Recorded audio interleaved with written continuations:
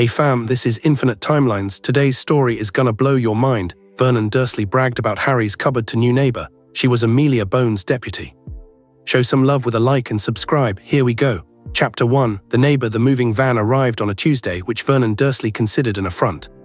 Tuesdays were his days. He left the house at 7:45, drove to Grunnings with the radio on the business channel, ate a proper lunch at his desk, and returned home to find Petunia had done something sensible with a chicken. Tuesdays were orderly. Tuesdays did not involve large yellow lorries blocking half the street and a woman in a green coat directing two sweating men with a bookcase like she was conducting an orchestra. He stood at the sitting room window for a long moment, hands in his pockets, watching. The woman was perhaps 50, perhaps less. It was difficult to tell with some women, he'd always thought. Silver hair cut short and practical, good shoes, the kind that cost money without advertising it. She moved with the easy authority of someone who was used to being listened to, which Vernon found immediately suspicious in a woman he hadn't been introduced to. New neighbor, he said. Petunia appeared at his shoulder with a tea towel. I can see that Vernon seems bossy. You've been watching her for 3 minutes, you don't know what she seems, he grunted. Outside, the woman caught one of the removal men about to drop a large wooden crate and said something sharp that made him straighten immediately. Vernon watched the crate go inside safely and felt, against his will, a small flicker of professional respect. He let the curtain fall. In the kitchen, the sound of something being scrubbed told him the boy was doing the washing up. There was a rhythm to it, the particular careful clink of plates being stacked, the soft rush of water, the absence of any sound that might be construed as enjoyment. Vernon had trained that much into him, at least. He went to pour himself a second cup of tea and didn't look at the small figure at the sink. Harry was 9 years old, and he had learned very early that the best way to exist in number 4, Privet Drive, was to be something between a piece of furniture and a kitchen appliance. Useful, quiet. Easy to ignore when not in use. He scrubbed the last pan with the methodical focus of someone who understood that doing a job badly meant doing it twice, and doing it twice meant losing the 20 minutes he'd carved out before dinner, during which he could sit in his cupboard and read the encyclopedia pages he'd torn carefully from the school library's discard pile. He'd taken 4 pages so far, the entry on tidal patterns, half an article about migratory birds, and his favorite, a piece on the formation of stars. He didn't know why he liked the stars one best, something about the idea that light could travel for so long just to reach someone's eyes. That something dead could still be seen. He stacked the pan. Outside the small window above the sink, he could see the moving van next door. A woman in a green coat was talking to one of the removal men, and as Harry watched, she turned her head slightly as though she felt his gaze, and for one strange second, her eyes found him directly through the glass. Harry looked away first. That was always the safer choice. He dried his hands on the rough cloth hung by the sink, not Aunt Petunia's embroidered one that was never for him, and heard Uncle Vernon's heavy footsteps move back toward the sitting room. Safe for another while. He was nearly to the hallway cupboard when Dudley materialized from the stairs like something conjured from a bad mood. You left a handprint on my games console, Dudley said. Harry looked at him. I haven't touched your games console. You must have. There was a print on it. That's because you touch it with your hands, Dudley. That's generally how it works. Dudley went red in a way that moved from neck to forehead like a tide. I'll tell Mum. Tell her whatever you like. Harry stepped around him and opened the cupboard door. Good night. The door clicked shut. In the darkness, Harry sat down on the thin mattress, pulled his knees up, and unfolded his star page. He couldn't read it in the dark, but he knew it well enough by now to follow the words in his head. The light from distant stars, the way something burning could become something navigable. Sailors used them once. Found their way home by them. Harry folded the page and put it under the mattress. He closed his eyes and tried to think about nothing, which was a skill he'd developed around the same time he developed the skill of falling asleep before he was cold. Margaret Holloway made a pot of tea in her new kitchen at 9:30 in the evening, surrounded by half-unpacked boxes, and thought about the boy in the window. She'd seen him for only a moment, small face, dark hair, eyes too old for his face, before he dropped his gaze and stepped back. It was the particular flinch of a child who had learned that being noticed was rarely good for them. She'd seen it before in her work. She saw it, unfortunately, with some regularity. She poured her tea and looked out the window at the dark garden. Number 4 was quiet now. The large man, she'd gathered his name was Vernon from the woman next door who'd materialized with a plate of biscuits approximately 11 minutes after the van arrived, introduced herself as Petunia, and proceeded to explain the entire street's social hierarchy in under 6 minutes, had turned his lights off early, organized man. She could tell by the particular way he'd watched her from the window, assessing, filing. He would come to introduce himself in the next day or two when he'd decided what category she fit into. Margaret had spent 30 years being categorized by men like Vernon Dursley, It was fine, she was patient. She sat at her kitchen table with her tea and a legal pad and wrote down what she'd seen, the boy's hands on the glass, the flinch. The window above what was clearly a kitchen sink, which meant a child that age was doing kitchen work. Not unusual in itself, the cut on his forearm visible even at that distance, too straight-edged to be accidental. She underlined that last part. She had not moved to Privet Drive because of any particular intelligence about the street. She'd moved because her flat in London had been sold out from under her by a landlord with a planning permit, and her cousin had mentioned a house for let in Little Winging that was quiet and affordable and near a good school. She was here by accident, in the way that the most important things often arrived sideways, through an open window without announcement. She would ask the right questions and see what answers came back. She folded the legal pad, drank her tea and went to find her bed. 3 days passed. On the first day, Margaret unpacked her books, her files, her 3 good cooking pans, and the framed photograph of her niece that went on the mantelpiece of every place she'd ever lived. She noted that the boy, she still didn't know his name, took the bins out at 7 in the morning, scrubbed the front step at past, and then disappeared inside. On the second day, she trimmed the hedge between her garden and number 4s and watched him weed the flower beds on his hands and knees. He worked without being told, which meant he'd been told enough times previously that instruction was now unnecessary. She said good morning. He looked up startled and said it back very carefully like he was testing the words for traps. "What's your name?" she asked, a beat, not a long one but present. "Harry, I'm Margaret."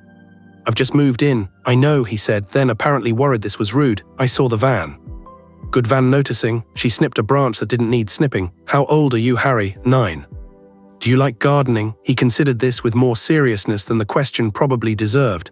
"I like being outside," he said finally, which was not quite the same answer and they both knew it. She nodded, said nothing more and went back inside. On the third day, the barbecue happened. It was the Polkis family 3 doors down who organized it. End of summer, school starts Monday, neighborhood solidarity sort of affair. Tables on the front drive, someone's radio playing chart music, children running in packs. Margaret came because she was new and it was sensible to know her neighbors and because she wanted to watch. Harry was not at the barbecue. She'd noticed that before she noticed anything else. Vernon Dursley had, over the course of the afternoon, consumed 4 beers and found Margaret Holloway to be capital company. This happened to men like Vernon with some regularity when she chose to encourage it. She was a good listener. She asked questions that made people feel intelligent. She had learned, in 30 years of investigative work, that the easiest way to get a man talking was to treat what he said as though it was slightly more interesting than you'd expected. "You're not from around here then," Vernon said. He was on his 5th. Petunia had gone inside 20 minutes ago claiming a headache. "London originally," Margaret said. "Government work." "Government." Vernon's chest expanded slightly. "Civil service, something like that." "Law and administration, mostly. Very dull." She smiled. "What do you do?" And Vernon was off. Grunnings, drills, regional management, his team, his targets, an anecdote about a supplier in Manchester that she filed in the back of her mind as something she would never need, and let him see her nodding through. She refilled his beer from the cooler on his behalf, which he received as his natural due. "You live alone?" he asked. "I do. Good neighborhood," he said, with the proprietary satisfaction of a man who believed he had personally curated his street through the force of respectability. "Quiet, orderly." "That's what you want, isn't it? Order. Order's important," she agreed. "Exactly," he pointed at her. "Exactly right. I've always said children, household, everything, has to be structure, has to be discipline. My son's got the right idea, doesn't go off getting into trouble, doesn't moan, doesn't..." He paused, seemed to recalibrate some internal dial. "Well, some people understand structure better than others." There it was, that small hesitation before some people. The way it parceled out household inhabitants without naming one of them. "Children can be a handful," she said, warmly, carefully, like laying a path of breadcrumbs. The laugh came out too hard. "Not all of them, my Dudley champion boy, absolute champion. But we've got..." He stopped again, and she watched him decide in real time to let something out that he normally kept in. The beer making room for it, the flattery of being listened to by an intelligent woman doing the rest. "We've got my wife's nephew living with us." "Oh, charity case." The words came out easy, practiced, the shape of a thing repeated often. "Parents died. No one else to take him. We do our duty, don't we? But you can't, well. You've got to be firm, can't let them get ideas above their station, can't let them think," he waved his beer vaguely, "that they're the same as everyone else." Margaret kept her face entirely neutral. "Difficult, I imagine. Having an extra child in the house. The sacrifices we make," Vernon said, and he actually sounded moved by himself. "We don't even have a room to spare, really. He's in the cupboard under the stairs." But he doesn't need much, doesn't need coddling. You go soft on that sort, you're done. Margaret looked at him. The cupboard, she said. Under the stairs, yes, small enough in there, but he's small. He laughed again, that too hard laugh. Little runt, honestly. Doesn't eat much, no trouble really, so long as you keep. He caught something in her expression, something she'd let through just a fraction and pulled back. He's fine. He's well looked after. I'm not some kind of we feed him, he goes to school, everything above board. Of course, Margaret said. She left 20 minutes later, citing an early morning. She sat in her kitchen for a long time after. Then she opened a drawer, took out a very small piece of equipment that looked like a pen but wasn't, and wrote a message that folded itself into the shape of a sparrow and flew, quite calmly, out through the gap above the kitchen window. Amelia Bones received Margaret Holloway's message at 11:30 at night, which was not unusual. She was still in her office at the Department of Magical Law Enforcement, because she was usually still in her office at 11:30, a fact that her assistant Dawlish flagged once a month in a look, and that she ignored once a month in return. She read the message twice. Her expression, which was generally the expression of someone who had seen everything and made peace with most of it, did something complicated. She set the message down. Dawlish. He appeared in the doorway with the reflexive readiness of a man who'd learned that when she said his name in that particular tone, things were going to move quickly. Pull the file on Harry Potter, she said. Whatever we have, placement records, home visit logs, anything from the Muggle liaison office. Dawlish was quiet for a moment. Then, we have a file on Harry Potter. We should, Amelia said. He's a minor. He was placed with Muggle relatives in 1981. There should be a file, there should be check-in records, there should be documentation. She looked at him steadily. Pull what we have. He went, she waited. He came back 11 minutes later with a folder that was too thin. She knew it was too thin before he handed it to her, because she could tell from the way he held it, slightly apologetically, the way people held things when the thing itself was an indictment. She opened it. The placement record was signed by Albus Dumbledore, date November 1981, location number 4 Privet Drive, Little Winging, Surrey. Guardians Vernon and Petunia Dursley, home visit log blank, follow-up assessment blank. She turned 2 more pages, blank blank. One note from the Muggle liaison office dated 1982 that read, placement appears stable, no further action required. One note from 1982. Harry Potter was 9 years old. He had been in that house for 8 years, and the sum total of the magical world's oversight was 1 note from a junior liaison officer who had, by the look of it, never visited.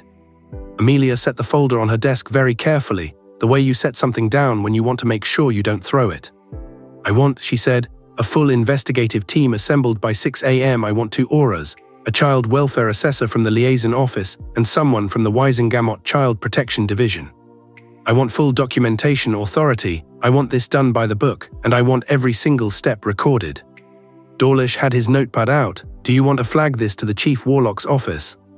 Amelia looked at him. No, she said, I do not. Harry woke at 5:30 because his body had learned that 5:30 was when he needed to be awake, in the way that bodies learn things that the mind hasn't been asked about.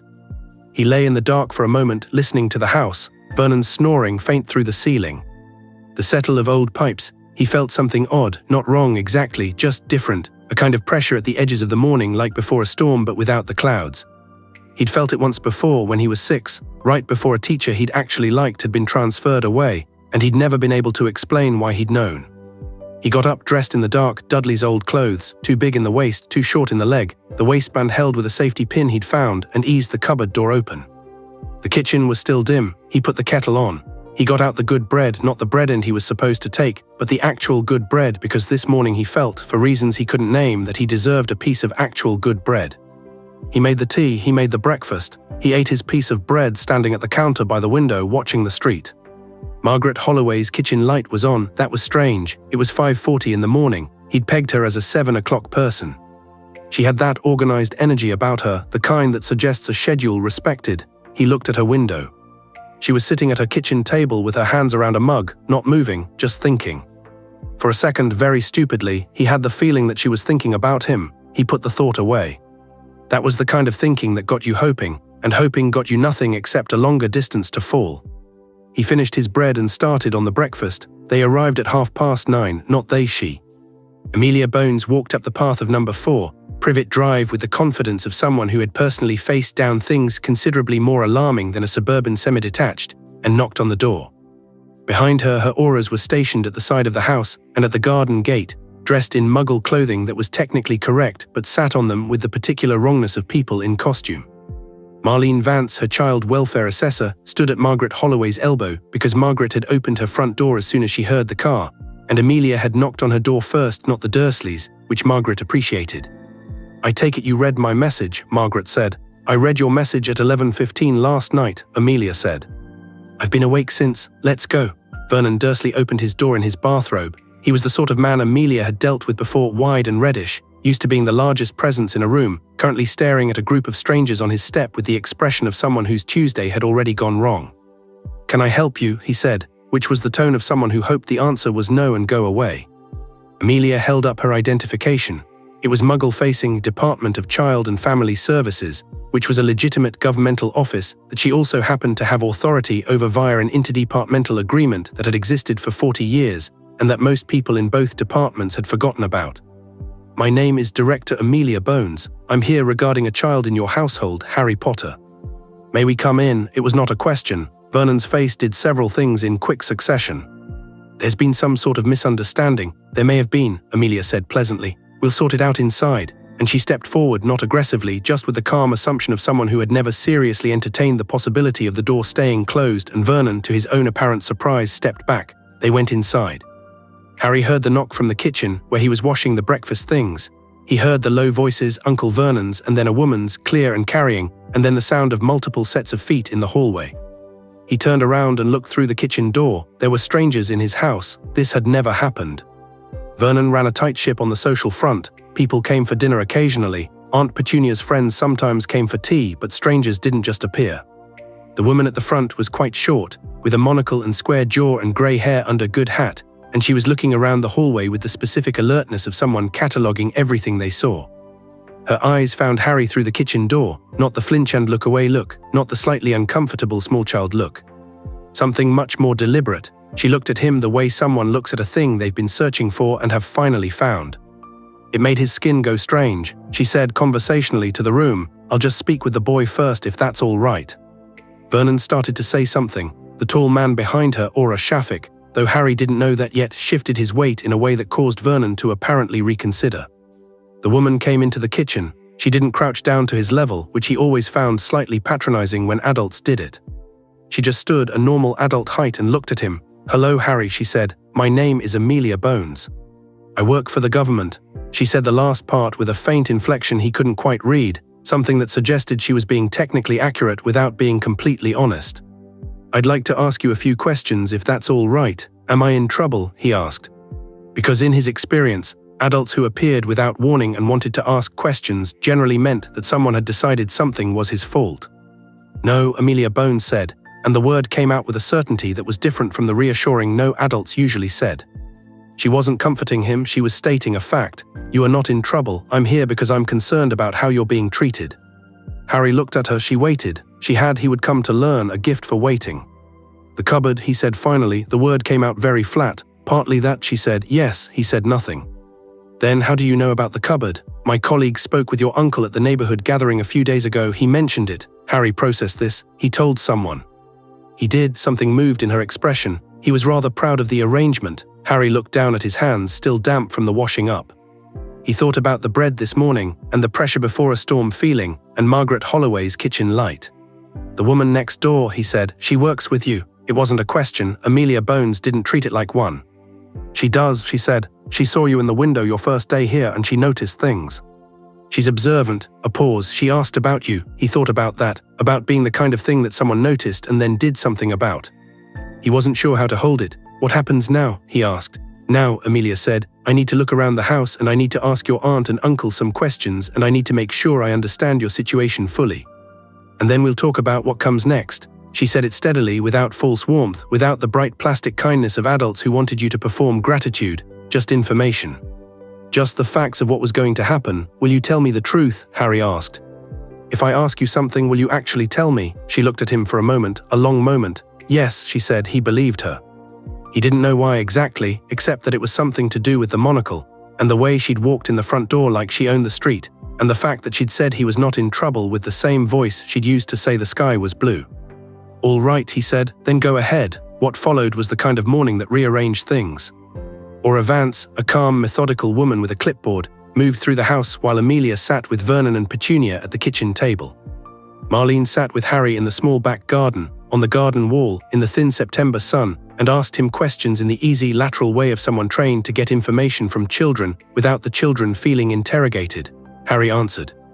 He was not dramatic about it. He answered the way he did everything, with the flat pragmatism of someone who had learned that the emotional register of a thing and the factual register of a thing were separate, and that you could describe one without activating the other. The cupboard, the chores.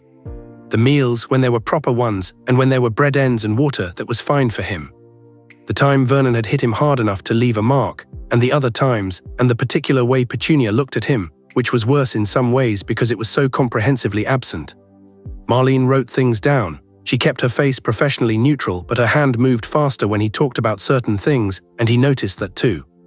"You're not surprised," she said once almost to herself. "By what? By any of this? Someone coming, someone asking?" He thought about it. "I'm surprised it happened. I'm not surprised it was always possible. I always thought if someone actually looked." He stopped. "I thought they'd see." Marlene looked at him. "They'd have to," he said simply. Inside, through the back door left ajar, he could hear Amelia Bones talking to his aunt and uncle. He couldn't make out words, just tones, Vernon's voice cycling through bluster, deflection, wounded dignity. His aunt's voice, which Harry had never once heard unsure of itself, was unsure now. And underneath it all, Amelia Bones, calm and consistent and completely immovable like a wall. A thing happened then that Harry had not planned and could not have predicted. He was sitting on the garden wall, and Marlene had asked him something about school, whether he had friends, whether the teachers knew routine things, and he was answering, and he felt it. That pressure again, the before-a-storm pressure, but from inside this time, rising from somewhere in his chest, and before he could stop it or wonder about it or do anything at all, every single rosebush in Aunt Petunia's immaculate garden bloomed. Full, extravagant, late September roses, every color the bushes had ever produced, all at once. Harry and Marlene both stared at the garden. "Sorry," Harry said automatically. I don't know how It's all right," Marlene said, and her voice had changed just slightly into something that was not surprise. Something more like confirmation. That's quite all right, Harry. I do things sometimes," he said. The rehearsed phrasing of something he'd said to himself many times but never out loud. "Things happen near me." "I don't know why." "I know," Marlene said quietly. He looked at her sharply. "I think," she said, choosing her words carefully, "that Director Bones is going to want to explain some things to you." "I think," she paused, "I think there's quite a lot that you deserve to know, and I want you to know that whatever she tells you, you don't have to be afraid of it." He sat with that. All around him, Petunia's roses bloomed in the September air, vivid and profligate and completely indifferent to what season they were supposed to be living in. Inside, Amelia was finishing. She had laid everything out for the Dursleys with the methodical care of someone building a structure that could not later be disputed. The reports she had, the evidence Vance had catalogued, the photos taken with Muggle equipment to be useful in Muggle court proceedings, and then some of the cupboard under the stairs, the small mattress, the thin blanket, the crayon marks on the inside of the door where a child had made them because it was dark and small and he'd needed something to look at. She laid those out last. Petunia looked at the photos and looked away. "We took him in," Vernon said. He'd stopped blustering. He was trying a new register now, injured and righteous, and it fit him worse. Nobody else would. "We didn't have to." "You're correct that you didn't have to," Amelia said. "You're incorrect that no one else would. There were alternatives. You were selected because you were family, and because someone," she paused infinitesimally, "made a judgment call about what was best for the child. That judgment was not revisited. That was a failure." She looked at him with eyes that had been unimpressed by much larger men than him. "But we're speaking about your decisions today, Mr. Dursley, not anyone else's.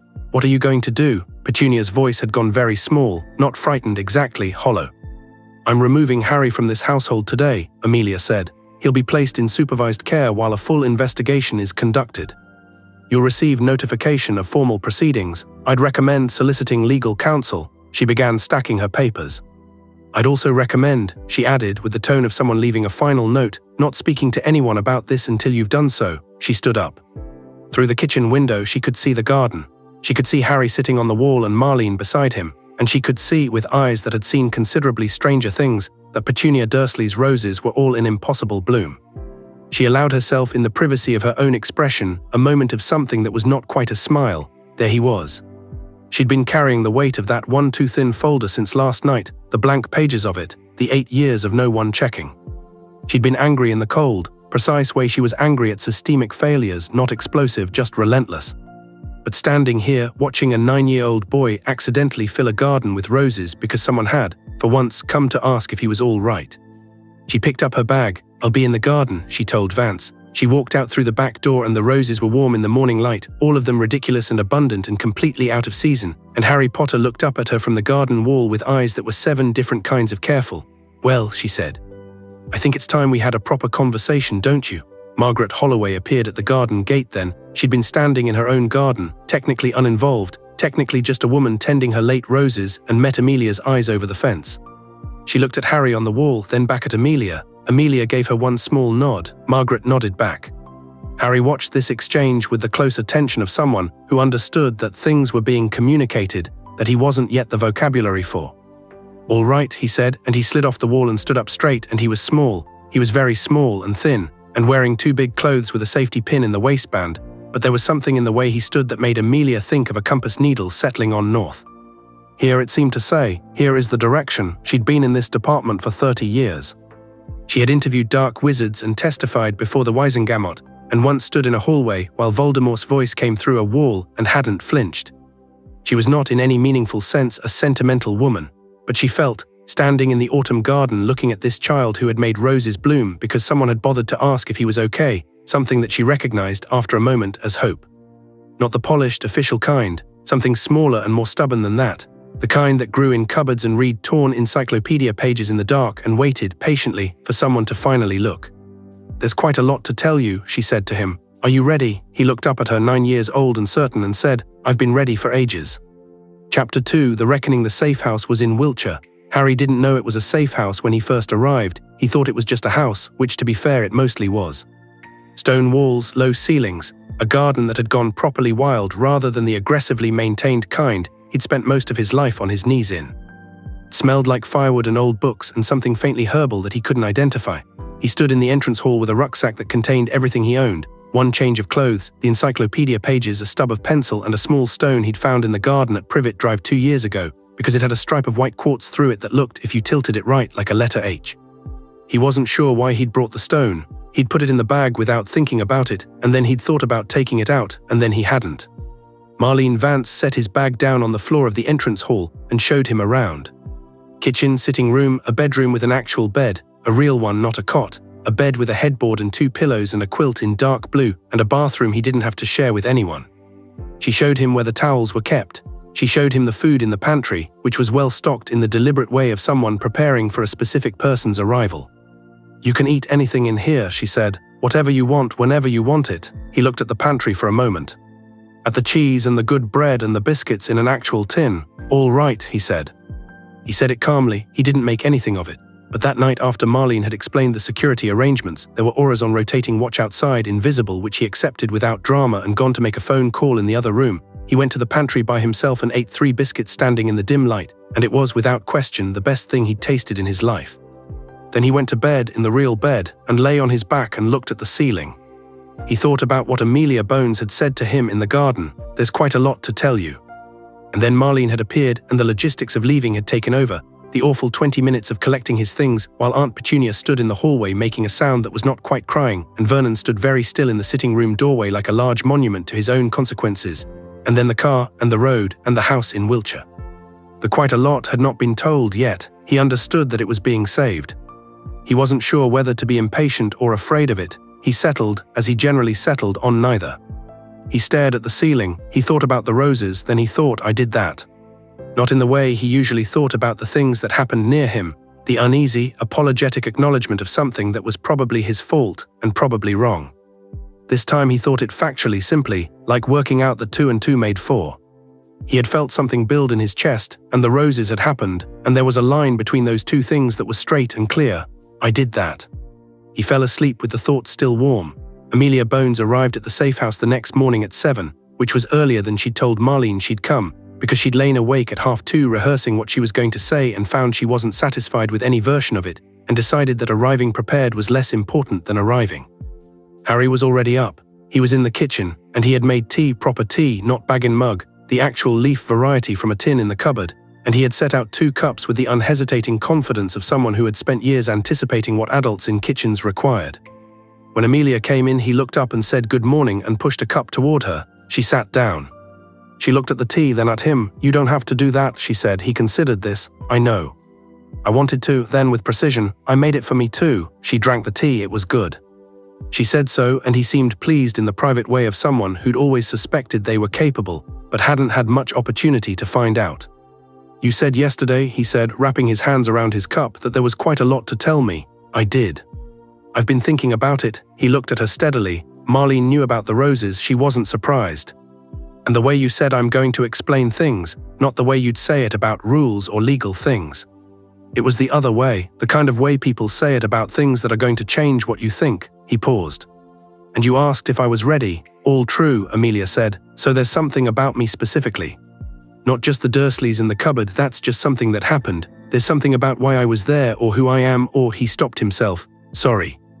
You were going to tell me." "Don't apologize for thinking," Amelia said, with a bite in it that was entirely directed elsewhere. Someone had taught him to apologize for thinking. She filed that. "You're right on all counts. Let me start at the beginning." She set down her cup. "The world is larger than what most people know," she said. "There are people in it who can do things like what happened with the roses. Things like what's probably been happening around you your whole life. Small things, large things, things you couldn't explain."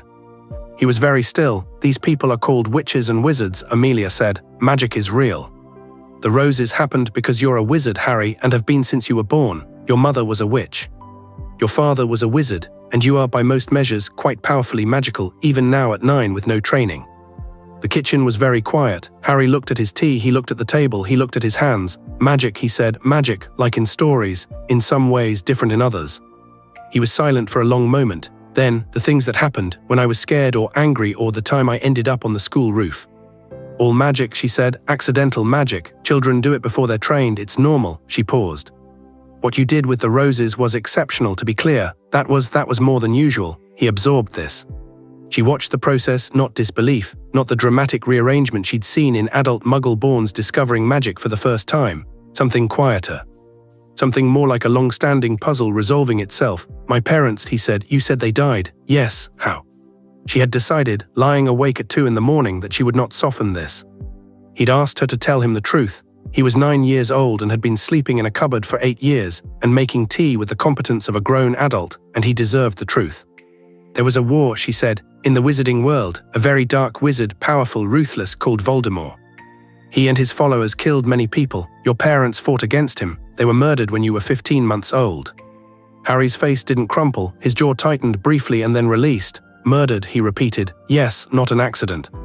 Not what I was always told." "What were you told?" "That they died in a car crash.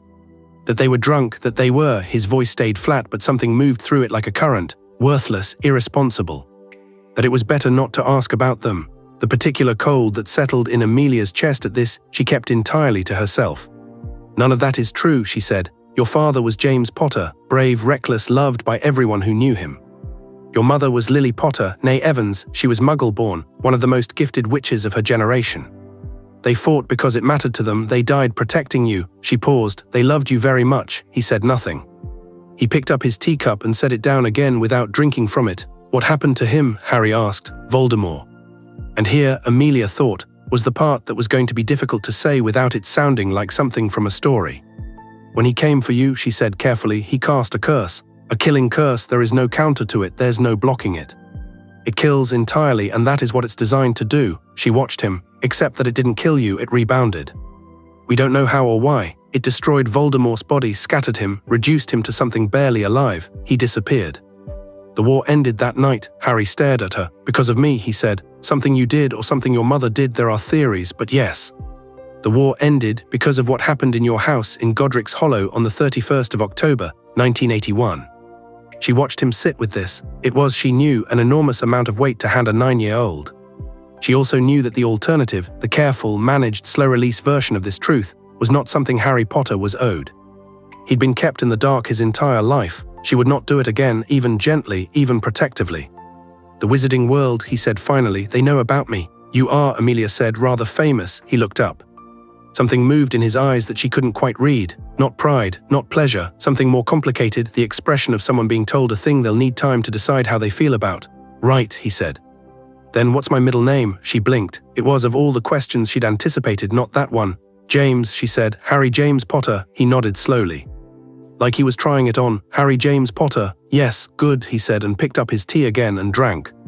By the time Dawlish arrived at 11 with a box of files and a look that suggested things were moving faster than was comfortable, Harry was in the back garden with a cup of juice and Marlene Vance's copy of the Standard Book of Spells, Grade 1, which Marlene had produced from her bag with an air of having planned this for exactly this moment, and which Harry had accepted and immediately taken outside to read in the sun. Amelia met Dawlish in the sitting room. "The investigation is proceeding," he said. "Vernon Dursley spoke to a solicitor this morning who apparently advised him to cooperate, which, sensible advice, is what he's doing. Petunia Dursley has given a preliminary statement. He paused. She's more complicated." "She usually is." Amelia took the folder he extended. "What's the political situation?" Dawlish sat down. He was a careful, methodical man, not imaginative but deeply reliable, and when he sat down before delivering news, it was because the news required being seated for. "The minister's office is aware that something is happening. They don't know what yet. Fudge's secretary sent an inquiry this morning, routine interdepartmental thing. I left it unanswered." "Good." Dumbledore sent a letter. The room was quiet. "To you?" Amelia asked. "To the department. Addressed to the head of magical law enforcement, which is you. Arrived by owl at 9:15. He held out an envelope. "I didn't open it." She took it. The handwriting was instantly recognizable, that particular flourishing, unhurried script of someone who has never once in their life felt the pressure of time. She opened it and read, "Dear Amelia, I understand you have been to see young Harry. I would very much appreciate the opportunity to speak with you at your earliest convenience regarding his situation and what I believe to be the most prudent arrangements for his continued care and safety. I trust we share the same goal, the well-being of the child. Yours sincerely, Albus Dumbledore." She read it twice. She folded it precisely and set it on the table. "He knows already," Dawlish said. "Of course he does." She was not angry exactly. It was more architectural than anger, a steady recognition of how the pieces fit. "He knew yesterday. He probably knew last night." She picked up the letter again and looked at the line about prudent arrangements. "He placed Harry with the Dursleys himself. He made the call, and he is now very gently, very politely, suggesting that he should be consulted about what happens next." "Are you going to reply?" "Eventually," Amelia said. "When I've decided what I want to say." She stood. "Get me the Wisengamot Child Protection Statutes, specifically the Emergency Guardian provision from 1952. And I want everything we have on Harry's family, extended family, any magical relatives, his parents' will if there is one."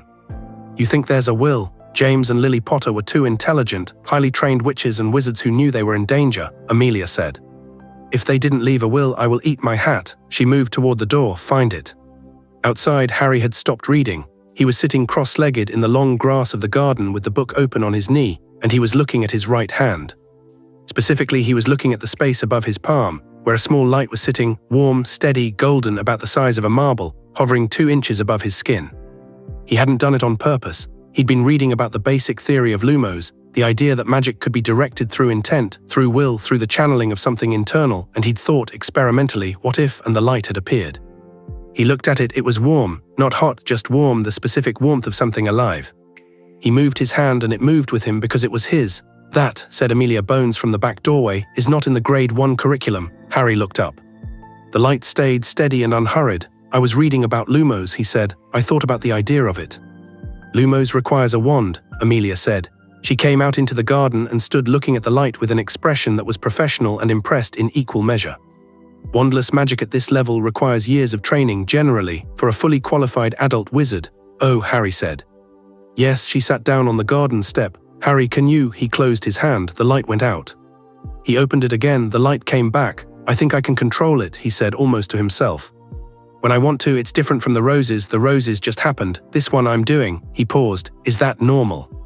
"No," Amelia said honestly. He considered this without visible distress. "Right, I want to be clear," she said, watching him.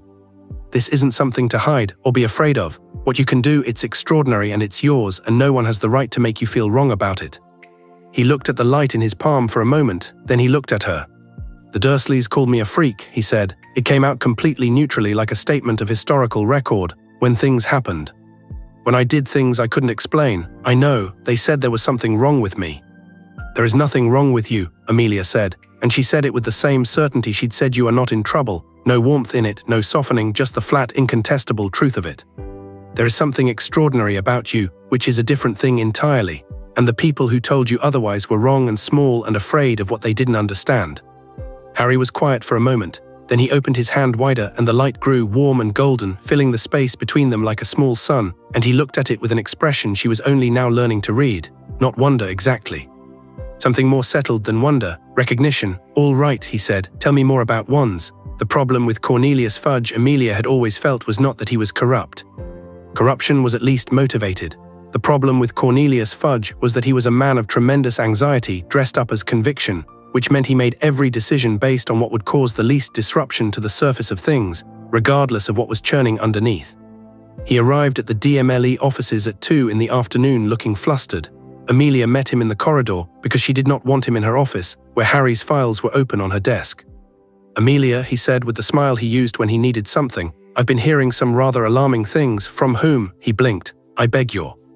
Who told you what's happening, Cornelius? Because it wasn't my office. She waited while he rearranged his smile. Dumbledore. He straightened his lime green bowler hat in a way that confirmed it immediately. The point is that there are concerns. Harry Potter is in safe, supervised DMLE care, pending investigation of abuse and neglect by his legal guardians, Amelia said. That is what is happening. It's proceeding correctly by the book with full documentation. Yes, but if you're about to suggest that the process should be managed differently because of who the child is, she said, I want you to think very carefully before you finish that sentence. Fudge did think carefully. She could see the calculation running. Amelia Bones had been in her post for 6 years and had never once given him an excuse to remove her, which he resented, because she was inconveniently good at the job and replacing her would be a political headache. She also had the particular kind of reputation that made overriding her look, to the general public, extremely bad. I just think, he said carefully, that there are considerations of safety, and Harry Potter's profile is such that. Harry Potter is 9 years old, Amelia said. His profile, as you call it, is exactly why this investigation will be conducted with total transparency and by the highest possible standard. I will not be cutting corners because the child involved is famous. I will be, if anything, more thorough. Because that's what he deserves. She held his gaze. Wouldn't you agree, Cornelius? He had no good answer to that. She'd built the sentence so there wasn't one. Of course, he said. Naturally, he tugged his hat. I would just ask that Albus be consulted, given his history with the boy. Dumbledore will be spoken to in due course, Amelia said, when I'm ready. She turned and walked back toward her office. Behind her, she heard Fudge's footsteps going the other direction, and the particular quality of his silence that told her he was unhappy and impotent, which was the most useful state for him to be in. James and Lily Potter had left a will. Dawlish found it in the Gringotts estate records at 3 in the afternoon, sealed by a goblin legal bond and dated September 1981, 6 weeks before they died. He brought it to Amelia with the slightly stunned expression of someone finding exactly what they were told to find and still being surprised. She read it at her desk with a cup of cold tea she'd forgotten about. It was clear, thorough, and extremely specific in a way that told her that Lily Potter at least had sat with a legal document and made sure there were no gaps. In the event of the deaths of James Charles Potter and Lily Potter née Evans, guardianship of Harry James Potter was to be offered in the following order. Sirius Orion Black named as primary guardian, described as Harry's godfather and the person we trust most in the world, then Frank and Alice Longbottom, then, and this was the part Amelia read 3 times, a list of 6 other wizarding families they had trusted. The Dursleys were not on the list. They were not on any list. There was, in fact, a line near the end. Under no circumstances should Harry be placed with my sister Petunia Dursley or her husband. I have my reasons. Amelia set the document down. She sat very still for a moment. Sirius Black was in Azkaban, convicted of murdering 12 Muggles and the wizard Peter Pettigrew, accused of betraying the Potters to Voldemort. Frank and Alice Longbottom were alive but incapacitated, tortured to insanity in the weeks after Voldemort's fall. She knew all of this. What she hadn't known, what no one had apparently checked, was whether any of the other 6 names on the list had been approached. She went through the file, the placement record, the single note from 1982, nothing, no record of the will being consulted. No record of any family being approached, just Dumbledore's signature on the placement record and a note about a blood protection she now needed to think about very carefully. She picked up her quill. She wrote 6 letters. Harry was eating dinner, actual dinner. Marlene had made pasta with a sauce that tasted like someone's grandmother had invented it, when he asked the question that had been sitting in the back of his eyes all day. The wizard who killed my parents, he said, with the easy directness he used for everything. He's still out there. Marlene looked at him carefully. In a sense, he was reduced, destroyed physically. But not entirely gone, but people think he might come back. Some people, the ones who follow him. Harry twisted his fork through the pasta. They'd want him to, yes, and they'd want me, Harry said, not with fear, just with the flat logic of it, because I'm the one who stopped him. Possibly, he looked up. Tell me honestly, not possibly. Is that something I should actually be thinking about, or is it theoretical? Marlene put down her fork. She was a senior child welfare assessor, and she'd been trained in child psychology and age-appropriate communication. And she was also a grown adult who had spent the day watching a 9-year-old produce wandless fire, gently, experimentally from his fingertips in the garden without alarming himself, and she was no longer certain that age-appropriate communication was what this particular child needed.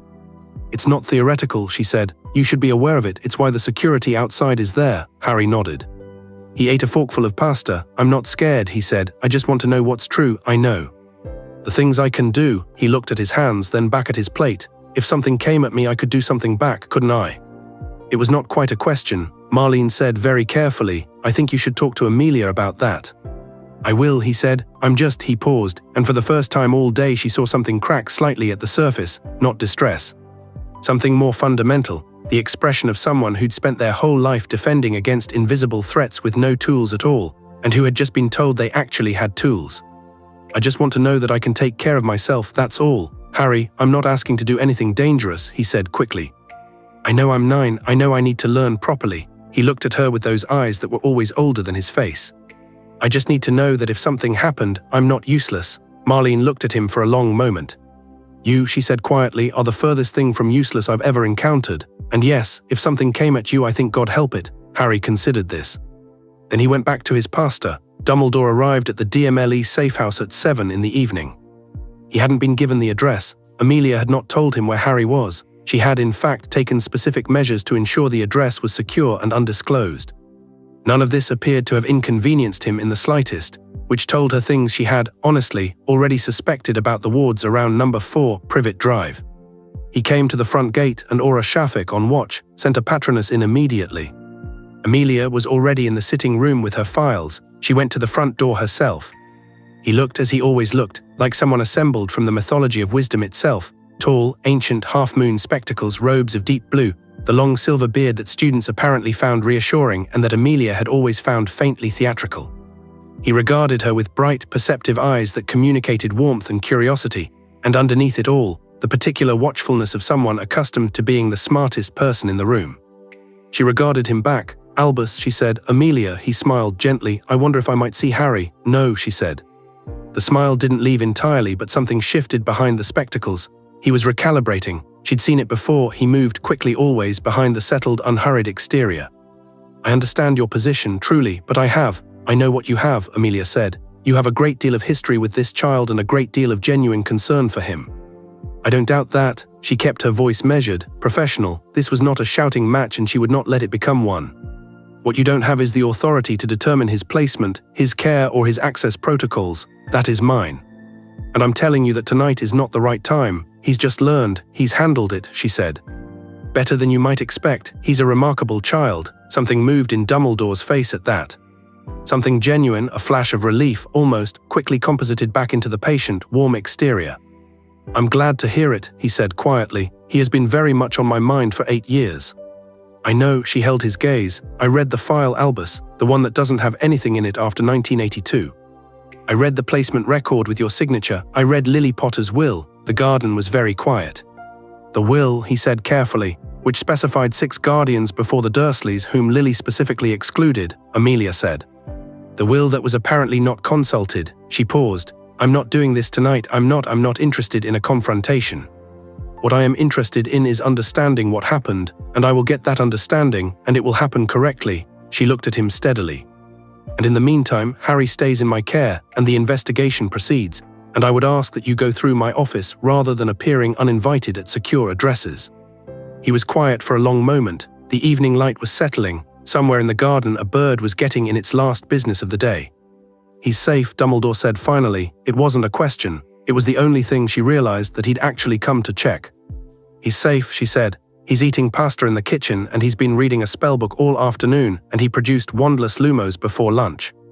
He is, as I said, remarkable, and he's fine. Something eased in the old man's bearing fractionally, just slightly, like a knot loosening.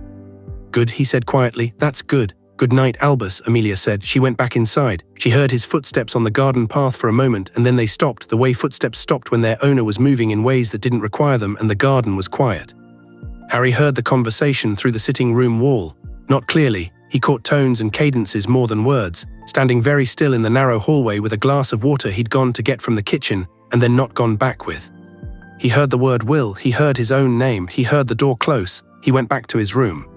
He sat on the bed and looked at the quilt, dark blue, with small silver stars embroidered along the edge, which he'd noticed that morning but not examined until now.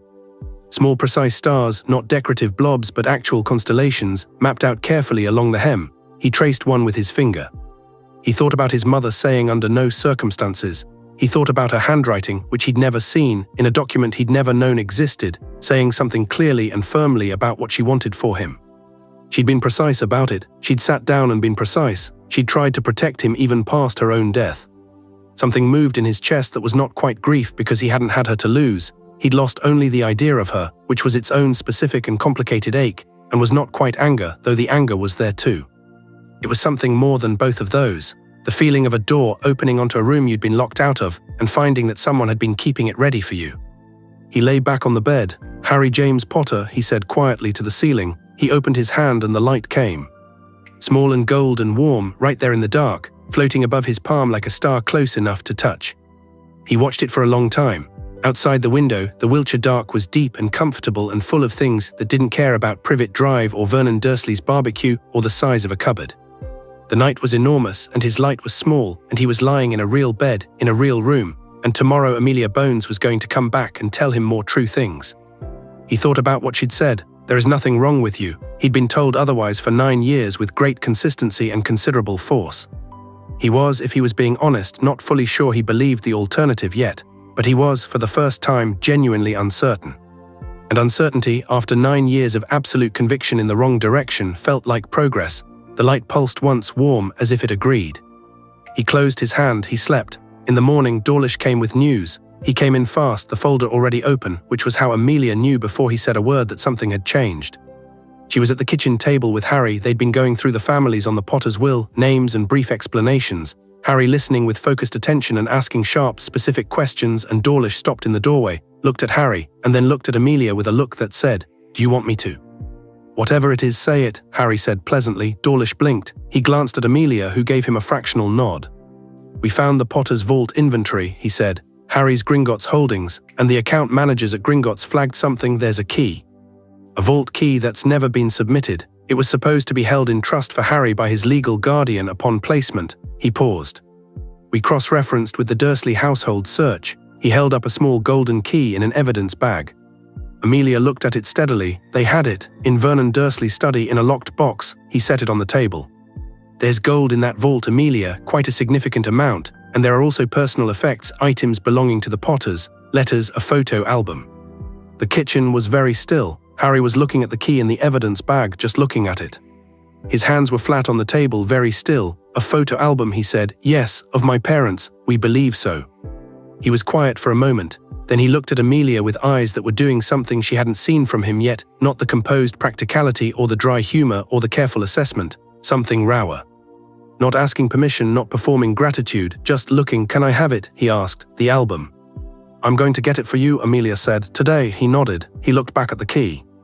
"And the vault," he said. "That's mine, that's..." He stopped. "My parents built that, put things there." "Everything in it belongs to you," Amelia said. "It always did. We're going to make sure you have access to all of it with proper documentation and the correct protections. It will all go through correctly." She said it with a firmness that was addressed simultaneously at him and at the absent parties who'd kept it from him. "Nothing that's yours will be kept from you, not by the Dursleys, not by anyone." Harry looked at her for a long moment. Then quietly, without fanfare, "Thank you." Not the performed, anxious thank you of a child who'd been taught gratitude as a survival mechanism, something else. Something given rather than managed. She nodded once. Dawlish was scribbling notes. Outside, the morning was clear and autumnal and indifferent to the enormous things happening in the small house in Wiltshire, which was fine. Some mornings were like that. Some mornings just held still and let things change inside them, and the light came through the windows the same as always, and you sat at a kitchen table and got back what was yours. Harry picked up the evidence bag and looked at the key through the plastic, a small gold key to a vault full of his parents. He set it down carefully, like something precious that had waited long enough to be held gently. Amelia watched him and thought, whatever comes next, the politics, the arguments, the very large conversation with Dumbledore that is coming regardless, this is what it was for, this moment. This child with his key. She picked up her tea. Harry picked up his spellbook. Outside, the morning got on with being morning. Chapter 3. Harry James Potter. The Gringotts' visit was not what Harry expected. He'd expected something administrative. Something with cues and forms and the particular flavor of officialdom he'd been absorbing for 3 days. Clipboards, careful language, adults managing things on his behalf. What he got instead was Diagon Alley. Amelia had apparated them to the leaky cauldron at 9 in the morning, Harry's first apparition, which he'd handled with the composure of someone who decided in advance not to be unsettled by it, though his knees had done something briefly interesting, and they'd walked through the pub which smelled of old wood and something yeasty, and then through a small door into a courtyard, and Amelia had tapped a sequence of bricks with her wand. The wall open. Harry stood very still. It unfolded in front of him like something from the Star pages, not the thing itself but the scale of it, the sheer scope. The cobbled street stretching away in both directions, packed with wizards and witches in robes, shop windows blazing with improbable things, a cauldron shop with a stack of copper pots outside, an apothecary with jars in the window that contained things he couldn't name, an owl emporium from which a cacophony of hooting floated down the street like an argument in progress, a broomstick shop, a bookshop. A place that sold robes in 17 colors, all of it real, all of it his. He turned once slowly, taking it in. "All right?" Amelia asked. "Yes," he said. "Then there's a lot of it." "There is. I'll need to come back. You'll have plenty of time." She put a hand briefly on his shoulder, not squeezing, just present, and they walked. People looked at him. He noticed this immediately, the way he noticed most things, because noticing things had always been important for self-preservation. They looked and then looked again, and sometimes one of them would stop entirely and make a sound, a soft, involuntary "oh," and then either stare or very deliberately not stare, which was its own kind of staring. He understood it now mostly. He was famous. He was the boy who'd survived. He found, somewhat to his own surprise, that it bothered him less than he'd expected. Not because he liked being stared at, he didn't, but because these people were looking at him the way you looked at something that mattered to you. Not the cupboard look, not the freak look. They looked at him like he was something they were glad was real. He was still working out how to hold that. A small witch about his age grabbed her mother's sleeve and pointed, and her mother said something soft and urgent, and the girl stared with huge eyes, and Harry gave her a small nod because it seemed like the thing to do. She went crimson and looked away. "Do they all know?" he asked Amelia quietly as they walked. "Most of them. You're well known is an understatement. What do they know about me? What happened when you were 15 months old? That your parents were killed? That Voldemort was defeated?" She paused. "Most of them think you've been in hiding, protected, safe." He processed the particular weight of that.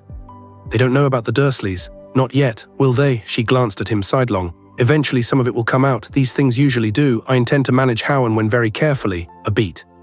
"Are you all right with that?" He thought about it honestly. "What I care about," he said, "is that people don't feel sorry for me. I don't need that. Then we'll make sure the narrative is about accountability, not pity." He nodded. That was the right answer, and she'd known it immediately, which he appreciated. Gringotts rose at the end of the street, white marble, enormous, with a satisfaction to its architecture that said this building has never once worried about anything.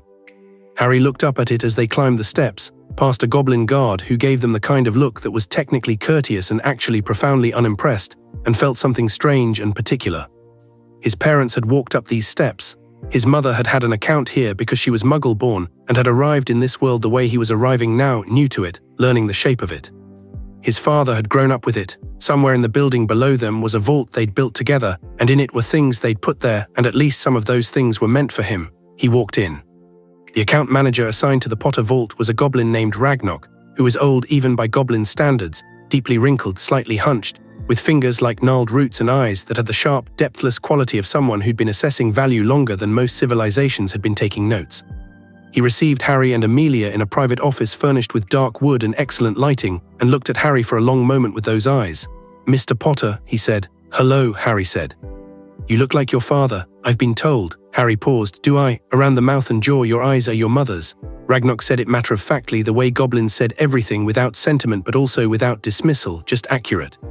"She was a woman who read her contracts. I respected that." Harry looked at him. "She was careful. She was precise." He gestured to the chairs. "Sit. We have documentation to process." The documentation took 40 minutes. Authorizations, identification, the formal transfer of account control from pending minor ward status to active minor holder with designated overseer, which was Amelia, at least until the guardianship question was formally settled. Harry signed his name 4 times on parchment that smelled like time itself. Harry James Potter. He wrote it each time with the same quiet deliberateness, getting used to the shape of it. Then Ragnok led them to the carts. Harry had not anticipated the carts. They descended into the earth at a speed that was frankly unreasonable, rails twisting through caverns lit by veins of crystal, the air cold and mineral and alive, and Harry gripped the side of the cart and felt something that was entirely, unambiguously delight, pure and involuntary, the first he'd felt in days that wasn't threaded through with something more complicated. He grinned. Amelia beside him was watching. "Good," she said. "Brilliant," he said, and meant it. The vault was deep. When the cart stopped and the door opened at Harry's touch, which Ragnarok had explained was key to his bloodline, a system that had held the door shut against the Dursleys for 8 years with perfect mechanical indifference, the space inside was not what he'd pictured. He'd pictured something museum-like, preserved, curated. What it actually was, lived in, not messy, organized, carefully so, but with the warmth of a space that had been used by real people. Stacks of gold coins on the left, yes, substantial and gleaming, but that wasn't what he looked at. He looked at the shelves along the back wall, books, not textbooks, personal books, annotated. A pair of flying goggles with scratches on the left lens, a box of letters tied with kitchen twine, a photograph album thick and dark covered propped against the back wall. He walked to the album. He picked it up, he opened it, and his parents looked out at him. His mother laughing at something off-frame, red hair bright as anything, in a garden he didn't recognize. His father with an arm around her, young, they were so young, both of them, with that jaw Ragnarok had mentioned, and a grin that was apparently quite familiar.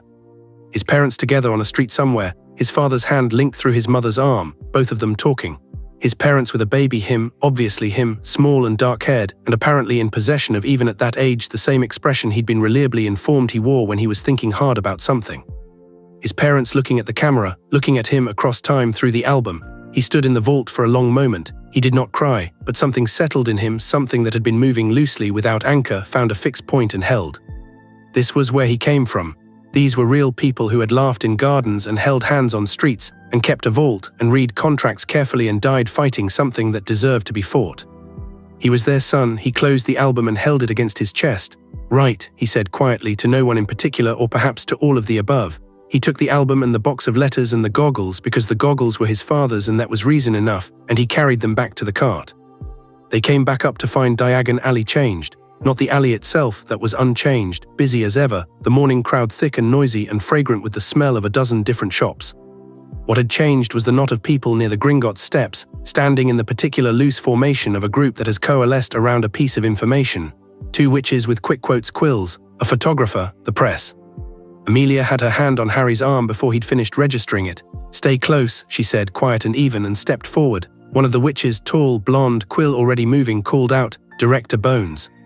Is Harry Potter here? Can you confirm the removal from—" "I can confirm," Amelia said, at a volume that cut cleanly through the crowd, "that this is an active investigation by the Department of Magical Law Enforcement and that I won't be making statements today. If you'd like to submit formal inquiries, my office will respond through the appropriate channels." She kept moving, Harry beside her, and her voice had that same quality it had had at the Dursleys' front door, the pleasant, immovable certainty of someone who has not entertained the possibility of going a different direction. The photographer got one picture.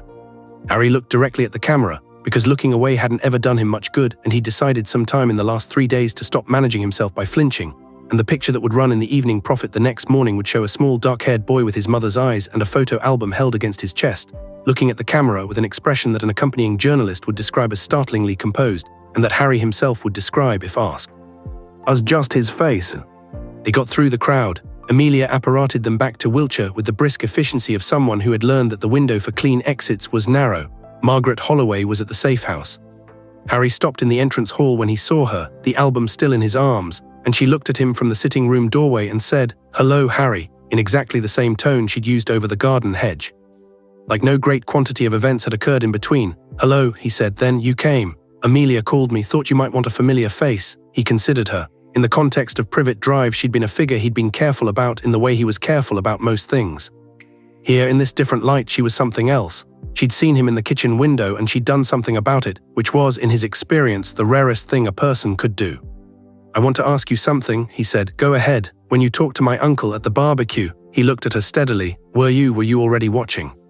"Were you there because of me?" "No," Margaret said. "I was there because of barbecued sausages and because I was the new neighbor and it was a social obligation." She paused.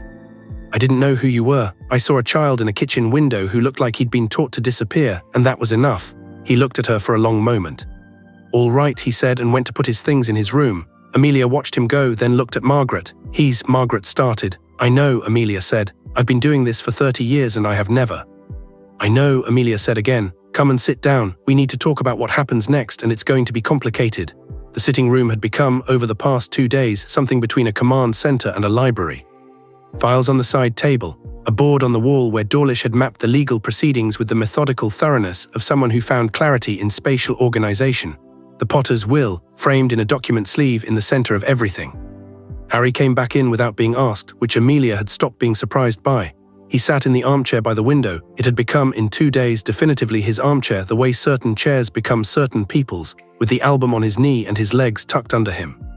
"I want to be here for this," he said. "It involves you directly," Amelia said. "Then I should be here." She didn't argue. She pulled up a chair. "Guardianship," she said.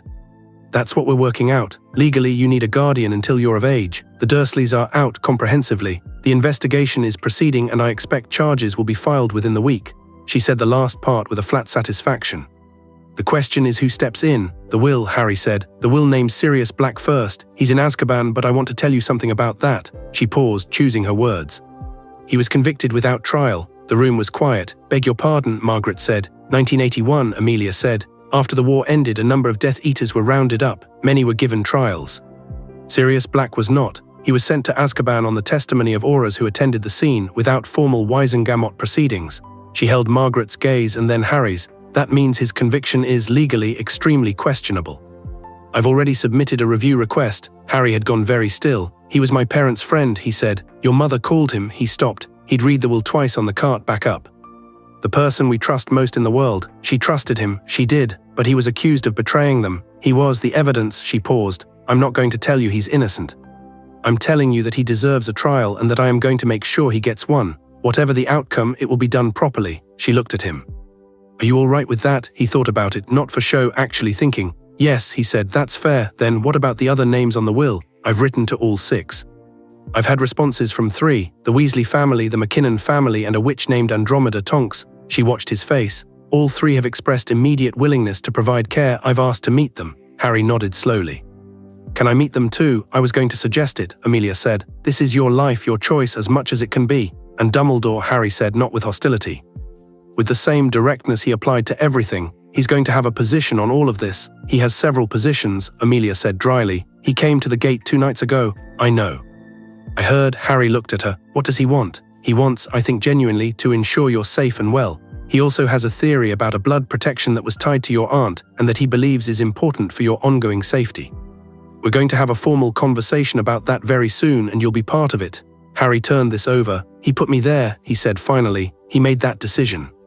He signed his name on it." "Yes, and he didn't check." "No," Amelia said, "he didn't." "Why?" She was quiet for a moment. This was the question she'd been turning over herself, and she had a working theory and she was going to give it to him because she'd promised him the truth. "I think he believed the blood protection was sufficient. I think he thought you were safer unknown, outside the wizarding world, away from anyone who might use you as leverage. I think he convinced himself that a quiet, ordinary life was the best thing." She paused. "I think he made a decision that had genuine logic to it and then didn't revisit it, because revisiting it would have required him to admit that the quiet, ordinary life had not materialized." Harry looked at the album on his knee. "He thought he was protecting me." "I believe so. He was wrong." "Yes," Amelia said, "he was." "That's..." Harry stopped. Something moved in his expression, complicated and private. "I'm not sure whether to be angry at him or not. I think I am, but I want to." He exhaled slowly. "I want to meet him before I decide." "That's very..." Margaret started and stopped. "Sensible," Harry said, with a dry note that was so entirely himself and so entirely unforced that both women momentarily had to rearrange their faces. "I was going to say mature," Margaret said. "Oh," he considered. "That too, maybe." The meeting with Dumbledore happened the next afternoon. Amelia had arranged it at the DMLE offices, neutral ground, technically, though in practice it was her territory and everyone present was aware of this. Harry sat beside Amelia at the conference table. Margaret sat on his other side, which was not strictly her remit but which nobody objected to. Dawlish was at the door with his notepad. Dumbledore came in and his eyes found Harry immediately. There was something in that look that Harry hadn't known how to anticipate. Not guilt, exactly, though it was there. Not the performing emotion look of adults managing their reactions. Something older and more honest, something that looked unexpectedly like grief. He looked at Harry the way you looked at someone you'd been thinking about for a very long time. "Harry," he said. "Hello," Harry said. Dumbledore sat down. He folded his hands on the table. He looked, for perhaps the first time in Amelia's considerable experience of him, like someone who didn't know where to begin. Harry apparently did. "I read the will," he said. "My parents' will. My mother wrote that I shouldn't go to the Dursleys." He looked at Dumbledore without aggression and without deference, just the level, clear attention that was his natural state.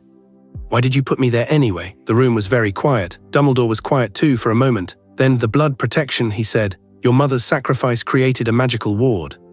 The charm required blood, your mother's blood, living in the same family. Your aunt was the only option. Could the charm have been replicated another way? I believed at the time. Could it? Harry asked. Dumbledore looked at him. There are theorists, he said carefully, who argue that the charm's mechanism could be maintained through other means. I concluded that the most reliable anchor was the one I chose. Without asking anyone else, yes, without consulting my parents' will, a pause. The will had named Sirius Black first. I believed he had been responsible for betraying your parents. The others on the list, the war had been devastating. Many were injured, imprisoned, or grieving. I made a judgment. You made a lot of judgments, Harry said with no particular heat, just accuracy. Dumbledore looked at him steadily. There was something in his expression that was, Amelia thought, the thing you rarely saw from him, the thing underneath all the warmth and the wisdom and the careful management of rooms. Something that looked almost like accountability. Yes, he said, I did, and not all of them were right. Harry looked at him for a long moment. I'm not going to shout at you, he said. I thought about it actually. I thought about whether I wanted to, and I don't think it would help. He put both hands flat on the table. What I want to know is this. Going forward, if decisions are being made about my life, are they going to involve me? Or is that still going to be, he paused, searching for the word, someone else's call? Dumbledore regarded him with an expression that had slowly, over the course of 3 minutes, become something Amelia had never seen on his face before, something that might be described as being met as an equal. That, he said, is a very fair question. I know, Harry said. Is the answer yes or no? It should be yes, Dumbledore said. It should always have been yes. You are not what I expected.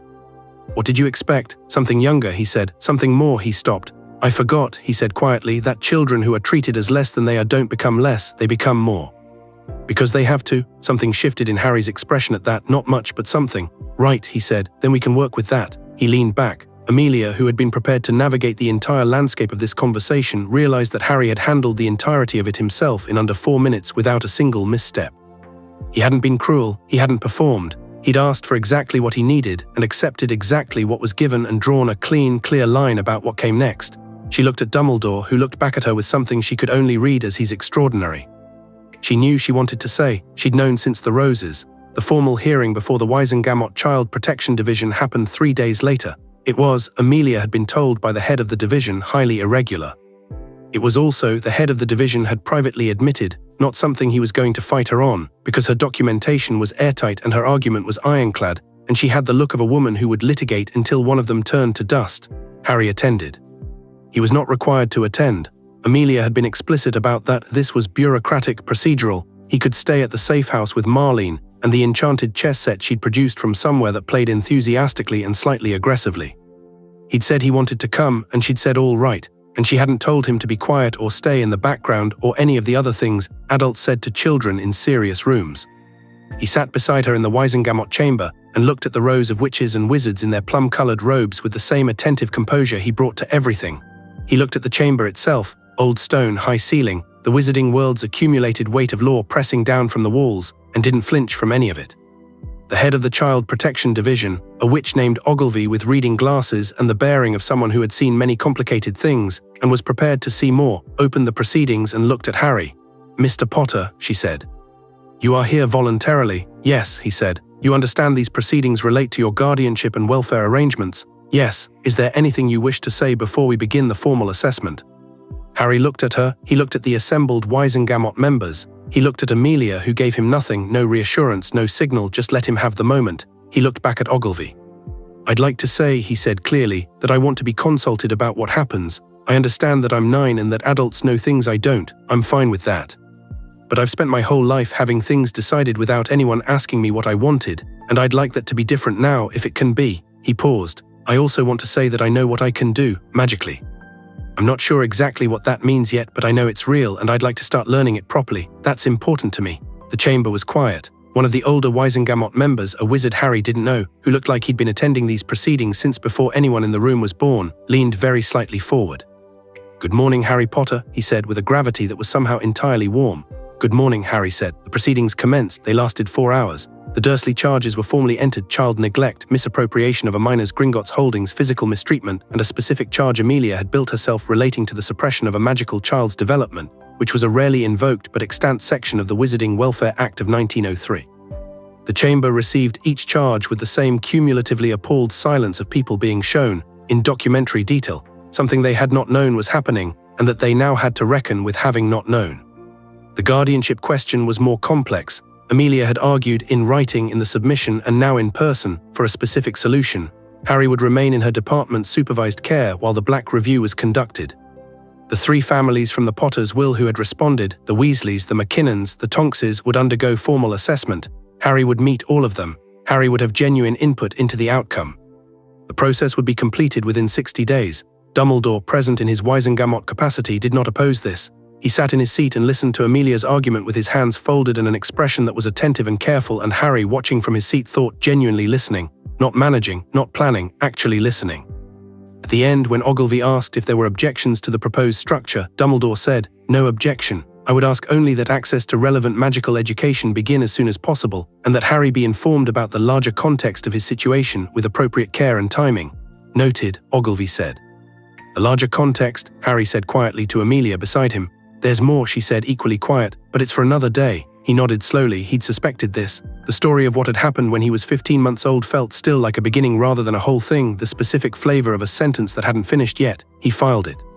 He would get to it. He was good at waiting when the wait was worth it. The Wizengamot voted. The motion carried. Ogilvy struck the table once.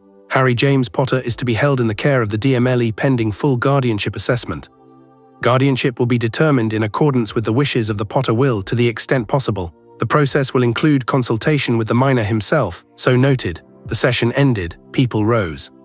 There was a particular energy in the room, not the noise of drama, but the settling silence of something significant having happened. The old Wizengamot member who'd greeted Harry caught his eye again as he stood and gave him a small, serious nod. Harry nodded back.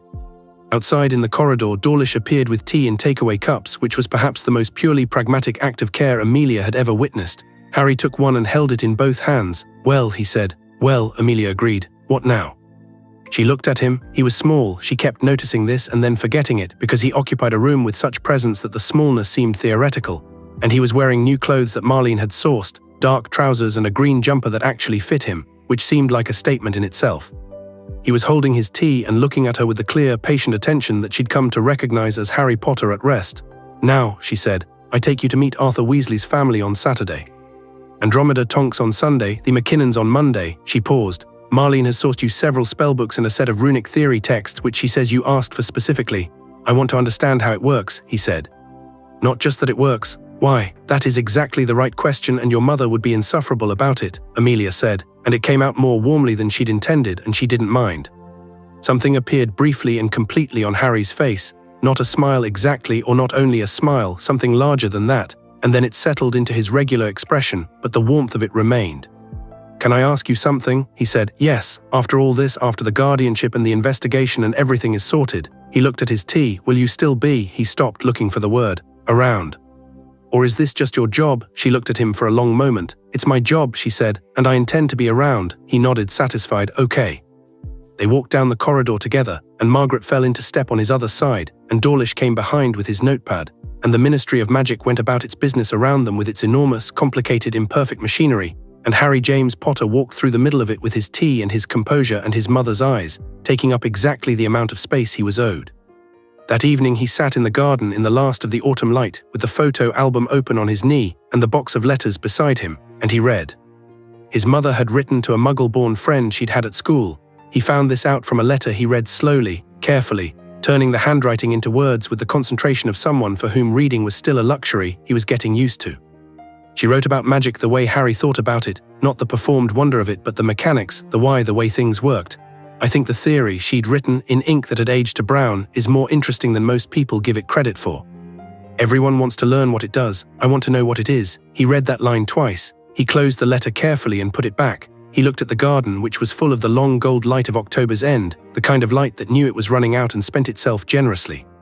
Amelia's light was on in the sitting room window. He could see Margaret's shadow moving in the kitchen, starting dinner. He thought about Saturday and Arthur Weasley's family, and Sunday and Andromeda Tonks, and the runic theory books Marlene had piled on his desk, and the want he would have once proper arrangements were made. Amelia had mentioned Ollivanders with the careful tone of someone trying not to overpromise, and beyond all of that, further out, the larger context that Dumbledore had mentioned and that Harry had filed for later. There was a lot of later to look forward to. He opened his hand. The light came warm, immediate, his, and he held it in the gold afternoon and let it sit there. He thought about stars, about light that traveled enormous distances to reach someone's eyes, about things that could be navigated by once you knew how to read them. He thought about being 9 years old in a cupboard with a torn page about stars and the specific patience of waiting for someone to look. Someone had looked. He closed his hand. The light didn't go out, it folded into his palm, gentle and warm, the way things went when they were yours and they knew it. He felt it there for a moment, a small sure warmth in the center of his hand. He picked up the next letter. He started to read. The October light held as long as it could, and then it didn't, and the garden went blue with dusk, and the window behind him went warm and gold as the sitting room lamp came on. And somewhere inside, Margaret said something to Amelia, and Amelia said something back, and there was briefly laughter, real laughter, the unguarded kind, and Harry sat in the garden of the safe house in Wiltshire with his parents' letters, and the last of the warmth, and read until the light was fully gone. Then he went inside. He went through the door into the kitchen, which smelled like garlic and something that had been cooking slowly all afternoon, and Amelia looked up from the table where she was working, and Margaret turned from the stove and said dinner in 10 minutes, and Harry put the box of letters down on the counter and said good because he was hungry, and he sat down at the table and helped Amelia sort the papers she was working through by date, which was a thing that needed doing. It was not a large thing. It was just the kitchen and the smell of dinner, and two women who had, one by accident and one by duty, both by choice, decided that this mattered, and a boy learning what it meant to be somewhere that kept him. He sorted the papers. He waited for dinner. He stayed.